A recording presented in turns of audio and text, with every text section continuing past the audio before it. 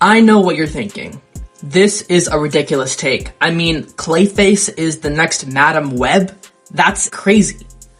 Well, no, actually, it's not. There are actually a surprising amount of parallels between the Madame Web movie and the upcoming Clayface movie, and today we're going to be breaking down each one. I know this is a very controversial video to make, and I myself on my own YouTube channel ran a poll asking who was excited to see the Clayface movie, and about 70% of you said that you were excited to see the Clayface movie. However, my claim is not that the Clayface movie will be as bad as Madame Web, but from what we have seen so far, there are a lot of similarities between the two movies. Is it going to be a good movie? I have no idea. What I have a bigger issue with is the reason they're making this movie, and that is why I decided to make this video. But let's just get into it. Remember when Madame Web was coming out, everyone was saying making a Madame Web movie makes no sense because she literally hasn't had a single comic run.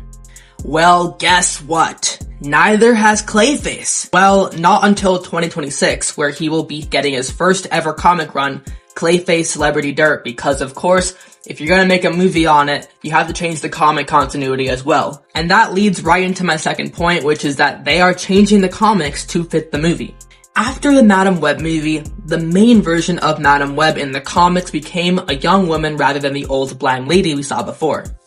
They're doing the same thing here. Because the Clayface movie in the DCU has chosen to go the old kid-friendly route of Hollywood body horror, so must the comics. I'm joking, obviously. Do not show this movie to your kids. This is clearly made for like 5 people, just like all the DCU films to date. And no, I'm not saying I'm not one of the 5 people who actually enjoy some of these movies, but I am saying that the general audience is not brought in with these projects. Despite Clayface really only being in Los Angeles before he ever transformed from Basil Karlo to Clayface, the movie is adapting his origin, so yes, he's gonna go back to Hollywood for the first ever comic run he's ever had, because we had to give some sort of justification for making a Clayface movie of all things as the third DCU film. Of course, the reasoning James Gunn gave was that the script was so good that he just had to make this movie, despite there not being much, if any, comic history, nor any reasoning to make such a film.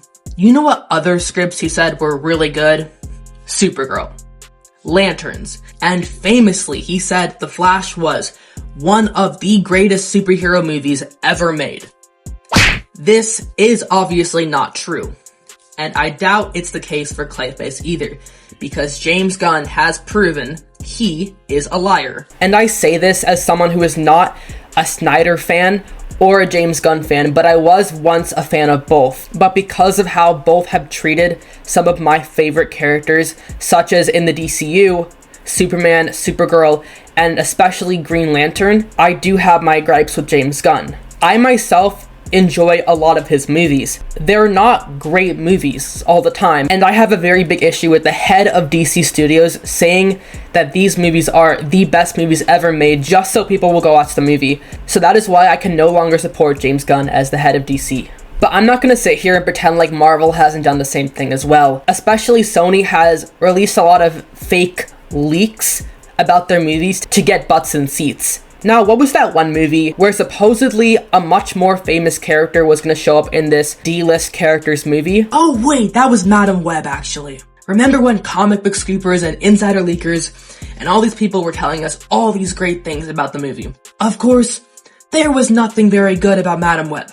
Before Madame Web came out, there were so many rumors that Spider-Man would be in it and that Andrew Garfield was secretly the Sony Spider-Verse Spider-Man.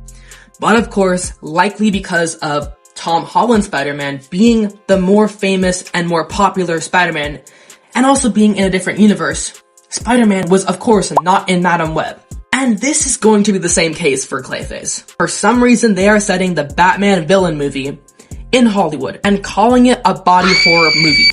There is no way Batman is showing up in an R-rated movie in Los Angeles of all places. And just like Madame Web, which was unable to use Spider-Man because of the Spider-Man present in the more popular universe, Clayface 2 will not feature a Batman, be it Robert Pattinson or any other Batman, because if a Batman shows up in the movie, that Batman is the Batman for the entire DCU, and I don't think they even know who the main Batman will be.